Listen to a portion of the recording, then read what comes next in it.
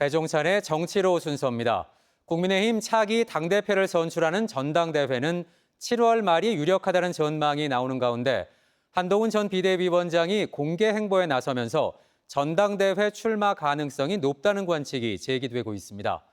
한편 전반기 국회의장 후보에 당초 예상을 깨고 더불어민주당 우원식 의원이 선출되면서 배경에 관심이 쏠립니다. 황상현 기자가 배종찬 인사이트 K 소장과 함께 관련 소식 분석해드립니다. 국민의힘 비상대책위원회가 본격 출범했습니다. 이른바 친윤계 인사들이 다수 포진했다는 평가가 나오고 있는 가운데 전당대회 룰 개정에 관심이 쏠리고 있는데요. 배 소장님, 네. 룰 개정 어떻게 보세요? 국민 여론을 조금은 포함할 수밖에 없을 것으로 보입니다. 왜 그러냐면은 기존의 당원 100%면 바뀌지 않는 거지 않습니까? 그러니까 지금 혁신 이야기가 나오고 있고 변화 이야기가 나오고 있는 것은 뭔가 바뀌어야 된다는 것이기 때문에 그 비율이 50%까지 국민 여론을 반영하지는 않겠지만 20%가 됐든 아니면 30%가 됐든 25%가 됐든 반영이 될 것으로 예상을 하고 있습니다. 전당대회 시기 문제도 따로 안 물을 수가 없는데 언제쯤 될 것으로 보세요? 이 부분은 제가 또 취재를 했습니다. 분석을 해보니까 당은 당규에 따라서 당협위원장의 일정, 그다음에 이것을 공고를 해야 되는 일정, 또 등록을 해야 되는 일정을 따져보면 사실은 정상적으로 가면 7월 말 정도가 가장 할 수 있는 합리적인 시기입니다. 이 질문이 나오는 가장 큰 이유가 이분 때문이 아닌가 싶은데 한동훈 전 비대위원장 최근에 공개 행보에 나서면서 전당대회 출마 여부가 계속 관심을 모으고 있습니다. 원희룡 전 장관하고 만났어요. 그렇죠. 이 두 만남은 어떻게 좀 해석을 하세요? 군불대기라고 봐야 되겠죠. 결국 차기 이 정치인으로서의 미래, 물론 이제 궁극적으로 이제 대선이 될 겁니다.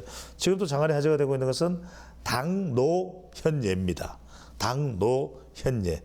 당뇨 아니고요.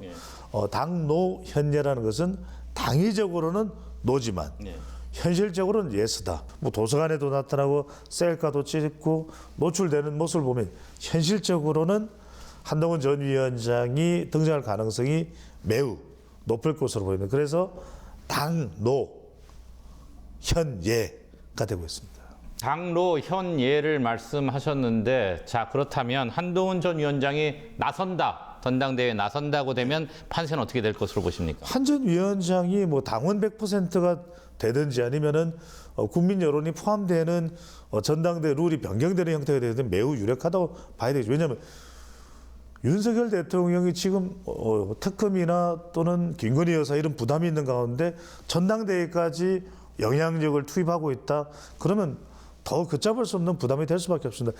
다른 얘기를 좀 더 해보겠습니다. 추경호 국민의힘 원내대표가 박찬대 더불어민주당 원내대표와 첫 회동을 했습니다. 처음부터 기싸움이 있었는데요. 앞으로 여야 관계 어떻게 보세요? 기싸움으로 시작해서 22대 국회에 들어서면 전면전이 될 것으로 보입니다. 그렇게 볼 수밖에 없는 것이 서로가 양보할 수 없는 게 있거든요. 민주당은 김건희 여사 수사 특검법이죠. 그리고 최상병 특검법 계속해서 특검법을 통과시키고 재의결을 시도할 것이고 또 다른 방식으로 또 제기할 수밖에 없는 상황이거든요. 자, 연장선상에서 당초 예상을 깨고 22대 국회의장 전반기 국회의장 후보에 더불어민주당 우원식 의원이 선출됐습니다.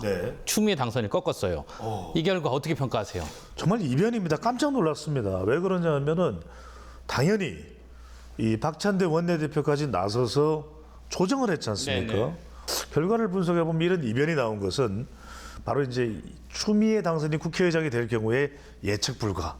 바로 이게 민주당을 상당히 곤혹스럽게 만들 수도 있다.